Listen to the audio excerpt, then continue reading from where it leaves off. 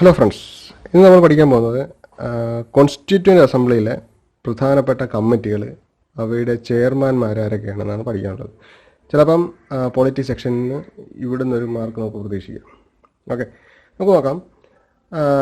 രാജേന്ദ്ര പ്രസാദ് ചെയർമാനായിട്ടുള്ള കമ്മിറ്റികൾ ഏതൊക്കെയാണെന്ന് ആദ്യം നമുക്ക് നോക്കാം. പ്രധാനമായിട്ടും 4 കമ്മിറ്റികളാണ് ഉണ്ടായിരുന്നത്. അതിൻ്റെ എല്ലാം ചെയർമാൻ രാജേന്ദ്ര പ്രസാദ് ആയിരുന്നു. ഒന്നെന്ന് പറഞ്ഞാൽ national flag, 2 steering committee, 3 rules of procedure, 4 finance and staff committee. Okay, ഇത് നമുക്ക് കണക്ട് ചെയ്യാൻ പറ്റും. നമുക്ക് കണക്ട് ചെയ്യാൻ പറ്റുന്നത് ഞാൻ മാർക്ക് ചെയ്തേക്കുന്നൊക്കെയാണ് നമ്മുടെ കീവേഡ്സ്. ഞാൻ വാക്കിനെ രാജാവെന്ന് എടുക്കുന്നു. ഒരു രാജ്യത്തിൻ്റെ രാജാവ് എന്ന് പറയുന്നത് അദ്ദേഹത്തിന്, ഒരു രാജ്യം അല്ലെങ്കിൽ ഒരു രാജ്യത്തിലെ രാജാവ് എന്ന് പറയുന്നത് അദ്ദേഹത്തിന് സ്വന്തമായിട്ടൊരു കൊടി കാണും, അല്ലേ? ഒരു ഫ്ലാഗ് കാണും, നാഷണൽ ഫ്ലാഗ്. പിന്നെ എന്ന് പറഞ്ഞാൽ ഒരു രാജ്യത്തെ നിയന്ത്രിക്കുന്നതെന്ന് പറയുന്നത് സ്റ്റിയർ ചെയ്യുന്നത്, ഗതി നിയന്ത്രിക്കുക, അല്ലെങ്കിൽ ആ രാജ്യത്തിൻ്റെ സ്റ്റിയറിംഗ് വീൽ ഇരിക്കുന്ന ആരുടെയിലാണ്? രാജാവിൻ്റെ കയ്യിലാണ്. അപ്പം നാഷണൽ ഫ്ലാഗ് എന്ന് പറഞ്ഞാൽ അറിയാമല്ലോ, നാഷണൽ ഫ്ലാഗ് രാജ്യത്തിന് രാജാവിന് സ്വന്തമായിട്ടൊരു ഫ്ലാഗ് ഉണ്ട്. അതുപോലെ തന്നെ ആ രാജ്യത്തിനെ ഗതി നിയന്ത്രിക്കുന്ന, രാജ്യത്തിൻ്റെ സ്റ്റിയറിംഗ് വീൽ ഇരിക്കുന്നത് അത് രാജാവിനാണ്. അടുത്തൊന്ന് നോക്കാം, റൂൾസ് ഓഫ് പ്രൊസീജിയർ. അത് ഒരു രാജ്യത്തിൽ നിയമം എന്ന് പറഞ്ഞാൽ രാജാവിൻ്റെ നിയമമാണ്, രാജാവ് പറയുന്നതാണ് അവിടുത്തെ നിയമങ്ങൾ. ഓക്കെ, അങ്ങനെ റൂൾസ് ഓഫ് പ്രൊസീജിയർ എന്ന് പറയുന്നത്, അല്ലെങ്കിൽ അതിൻ്റെ ചെയർമാൻ എന്ന് പറയുന്നത് രാജേന്ദ്ര പ്രസാദാണ്. മൂന്നാമത്തെന്ന് പറയുന്നത് finance and staff committee. Staff എന്ന് പറയുന്നത് നമ്മുടെ കീവേഡ്. സ്റ്റാഫ് എന്ന് ഞാൻ ഇവിടെ ഉദ്ദേശിക്കുന്നത് ആ രാജ്യത്തിലെ പ്രജകളെയാണ്. ഓക്കെ, അപ്പോൾ നമുക്ക് എന്തൊക്കെയാണ്, അതായത് രാജേന്ദ്ര പ്രസാദ് ചെയർമാനായിട്ടുള്ള കമ്മിറ്റികൾ ഏതൊക്കെയാണെന്ന് ചോദിച്ചാൽ നമുക്ക് ഓർത്തിരിക്കാൻ പറ്റും. എങ്ങനെ ഓർത്തിരിക്കാൻ പറ്റും? ഒരു രാജാവ് എന്ന് പറയുന്നത് അദ്ദേഹത്തിന് സ്വന്തമായിട്ട് ഫ്ലാഗ് ഉണ്ട്. ആ രാജ്യത്തിൻ്റെ ഗതി നിയന്ത്രിക്കുന്ന സ്റ്റിയറിംഗ് വീല് പുള്ളിയുടെ കയ്യിലാണ്, രാജാവിൻ്റെ കയ്യിലാണ്. അതുപോലെ തന്നെ രാജ്യത്തിലെ നിയമങ്ങൾ അദ്ദേഹത്തിന് വേണ്ടി അദ്ദേഹം നിർമ്മിക്കുന്നു. Rules of procedure. 4 എന്ന് പറയുന്ന finance and staff committee. Staff എന്ന് പറഞ്ഞാൽ പ്രജകളാണ് ഉദ്ദേശിക്കുന്നത് കേട്ടോ. നെക്സ്റ്റ് എങ്ങനെയാണെന്ന് നോക്കാം, നെഹ്റു. ഓക്കെ, ഇത് നെഹ്റു പഠിക്കാൻ വളരെ എളുപ്പമാണ്. കാരണം അദ്ദേഹം ചെയർമാനായിട്ടുള്ള 3 കമ്മിറ്റികളാണുള്ളത്. ഒന്നെന്ന് പറഞ്ഞാൽ യൂണിയൻ പവേഴ്സ് കമ്മിറ്റി, 2 എന്ന് പറഞ്ഞാൽ യൂണിയൻ കോൺസ്റ്റിറ്റ്യൂഷൻ കമ്മിറ്റി, 3 എന്ന് പറയുന്നത് സ്റ്റേറ്റ്സ് കമ്മിറ്റി. ഓക്കെ, അതായത് ഇതിൻ്റെ എല്ലാം പ്രത്യേകതയുള്ളതെന്ന് പറയുന്നത്, എല്ലാ കമ്മിറ്റിയുടെയും ഫ്രണ്ടിൽ യൂണിയൻ എന്നും സ്റ്റേറ്റ് എന്നും കാണുവാണെങ്കിൽ, അതിൻ്റെ എല്ലാം ആ കമ്മിറ്റികളുടെ എല്ലാം ചെയർമാൻ എന്ന് പറഞ്ഞാൽ നെഹ്റു ആയിരിക്കും. ഓക്കെ, അതായത് യൂണിയൻ പവേഴ്സ് കമ്മിറ്റിയുടെ ചെയർമാൻ എന്ന് പറഞ്ഞാൽ നെഹ്റു, യൂണിയൻ കോൺസ്റ്റിറ്റ്യൂഷൻ കമ്മിറ്റിയുടെ ചെയർമാൻ എന്ന് പറഞ്ഞാൽ നെഹ്റു, സ്റ്റേറ്റ് കമ്മിറ്റിയുടെ ചെയർമാൻ എന്ന് പറഞ്ഞാൽ നെഹ്റു. അതായത് യൂണിയനും സ്റ്റേറ്റും. ഇത് ഓർത്തിരിക്കല്ലോ. നെക്സ്റ്റ് നമുക്ക് പോകാം, സർദാർ വല്ലഭായ് പട്ടേൽ.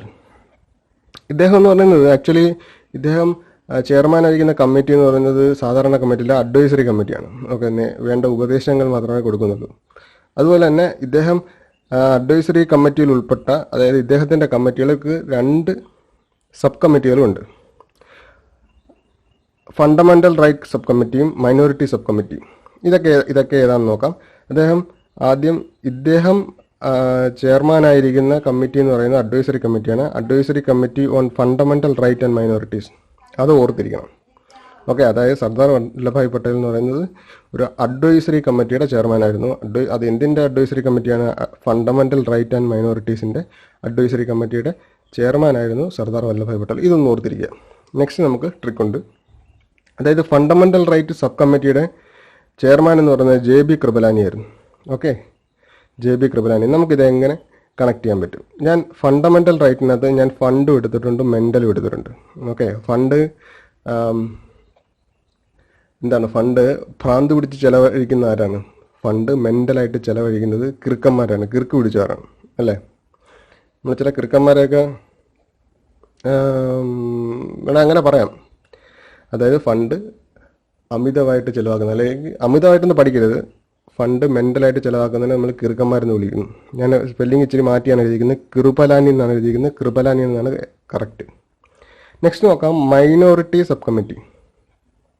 മൈനോറിറ്റി സബ് കമ്മിറ്റിയിലെ ചെയർമാൻ എന്ന് പറഞ്ഞാൽ HC മുഖർജിയാണ്. Okay, HC Mukherjee. Minority sub committee എന്ന് പറയുന്നത് HC മുഖർജി. ഇത് നമുക്ക് എങ്ങനെ കണക്ട് ചെയ്യാൻ പറ്റും? മൈനർ ഞാൻ മിററായിട്ട് എടുക്കുന്നു. മിറോറിറ്റി അല്ലെങ്കിൽ മൈനോറിറ്റി കമ്മിറ്റി എന്ന് പറയുന്നത് മുഖം. മിറർ എന്തിനാണ്? മുഖം നോക്കാനല്ലേ. HC മുഖർജി ഓർത്തിരിക്കാമല്ലോ. നെക്സ്റ്റ് പോകാം നമുക്ക്. നെക്സ്റ്റ് വന്നിട്ട് ഓർഡർ ഓഫ് ബിസിനസ്സാണ്. ഓർഡർ ഓഫ് ബിസിനസ്സിൻ്റെ ചെയർമാൻ എന്ന് പറഞ്ഞാൽ KM മുൻഷിയാണ്. ഓക്കെ, ഈ ഓർഡർ നമ്മുടെ റിയൽ ലൈഫിൽ ഓർഡർ നമ്മളെവിടെയാണ് കേട്ടുള്ളത്. ഓർഡർ എന്ന് പറയുമ്പം സാധാരണ സിനിമയിലൊക്കെ കാണുന്നുണ്ടല്ലോ, ജഡ്ജിമാർ ഓർഡർ എന്ന് പറയും. പിന്നെ നമ്മളൊരു റെസ്റ്റോറൻറ്റിൽ ചെന്നാൽ നമ്മൾ ഓർഡർ ചെയ്യും അല്ലേ, അവിടുത്തെ കസ്റ്റമർ ആയിരിക്കും ഓർഡർ ചെയ്യുന്നത്. പിന്നെ ഓർഡർ കേട്ടുള്ളത് ഈ ഗവൺമെൻറ് ഓർഡർ അല്ലേ. പിന്നെ നമ്മൾ ഓർഡർ കേട്ടുള്ളത് വേണമെങ്കിൽ നമുക്ക് പറയാം, നമ്മുടെ സ്കൂളിൽ പഠിപ്പിക്കുന്ന സാർമാർ നമുക്ക് വേണ്ടി ഓർഡർ ഇടും അല്ലേ. അതായത് ഒരു കാര്യം ചെയ്യാൻ വേണ്ടി പറയുന്നു. അതായത് ഓർഡേഴ്സ് ഓഫ് ബിസിനസ് എന്ന് ഓർഡർ ഓഫ് ബിസിനസ് എന്ന് പറഞ്ഞാൽ KM മുൻഷി. മുൻഷി എന്ന് പറഞ്ഞാൽ സാധാരണ സാറുമാരെ പറയുന്നതാണ് മുൻഷി. പഴയ കാലങ്ങളിലൊക്കെ മുൻഷി എന്ന് പറയുന്നത് അധ്യാപകരെയാണ് പറഞ്ഞിരുന്നത്. ഓർഡർ എന്ന് പറഞ്ഞത് ഒന്ന് ഓർത്തിരിക്കുക, അല്പം ട്രിക്കിയാണ്. ഓർഡർ എന്ന് പറയുന്നത് മുൻഷിമാരാണ് സാധാരണ ഇടുന്നത്. നെക്സ്റ്റ് നോക്കാം ഹൗസ് കമ്മിറ്റി. ഹൗസ് കമ്മിറ്റി എന്ന് പറഞ്ഞാൽ പട്ടാഭി സീതാരാമയ്യാണ്. ഇത് എളുപ്പമാണ്. അതായത് ഒരു വീട്ടിലെ ഒരു ഐഡിയൽ ഭാര്യയും ഭർത്താവും എന്ന് പറയുന്നത് ആരായിരിക്കണം? സീതയും രാമനും ആയിരിക്കണം അല്ലേ. സീതാരാമന്മാരായിരിക്കണം ഒരു വീട്ടിലെ ഒരു ഐഡിയൽ കപ്പിൾ എന്ന് പറയുന്നത്. അപ്പോൾ ഹൗസ് എന്ന് പറയുന്നത് സീതാരാമയ്യ, പട്ടാഭി സീതാരാമയ്യാണ് ആ കമ്മിറ്റിയുടെ ചെയർമാൻ. നെക്സ്റ്റ് എന്ന് പറഞ്ഞാൽ functions of constituent assembly committee. ഇതിൻ്റെ അല്ലെങ്കിൽ ഈ കമ്മിറ്റിയുടെ ചെയർമാൻ എന്ന് പറയുന്നത് GV മാവലങ്കാറാണ്. GV മാവലങ്കാർ. ഇതെങ്ങനെയാണ് നമുക്ക് കണക്ട് ചെയ്യാൻ പറ്റുന്നത്? Functions of constituent